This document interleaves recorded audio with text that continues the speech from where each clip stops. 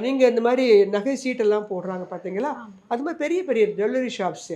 அதுவும் இப்போல்லாம் பார்த்தீங்கன்னா, ஷேர் மார்க்கெட்டில லிஸ்டட் கம்பெனிஸாவே இருக்காங்க ஜுவல்லரிஸ் ம், எல்லாம். ம், மார்க்கெட்டில லிஸ்டட் ஆயிருக்காங்க.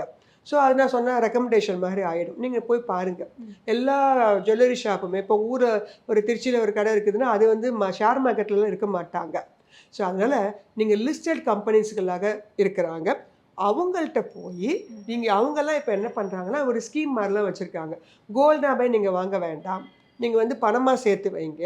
அதுக்கப்புறமாக நீங்க என்ன பண்ணிக்கோங்க, உங்களுக்கு எப்ப தேவைப்படுதோ நீங்க அப்ப கோல்டா வாங்கிக்கோங்க. அது மாரி 2, 3 நெறைய ஸ்கீம்ஸ் வச்சிருக்காங்க. பணமாவே கூட வாங்கிக்கலாம், கோல்டா வாங்கிக்கலாம். இந்த மாரி நெறைய ஸ்கீம்ஸ் இருக்கும். அங்க இதுக்குன்னு தனியா இப்பலாம் ஒரு டிபார்ட்மெண்ட்டே இருக்கு. நீங்க அவங்கள்ட்ட போய் கேட்டீங்கன்னா, நீங்க பணமா நீங்க போட்டுட்டே வரலாம்.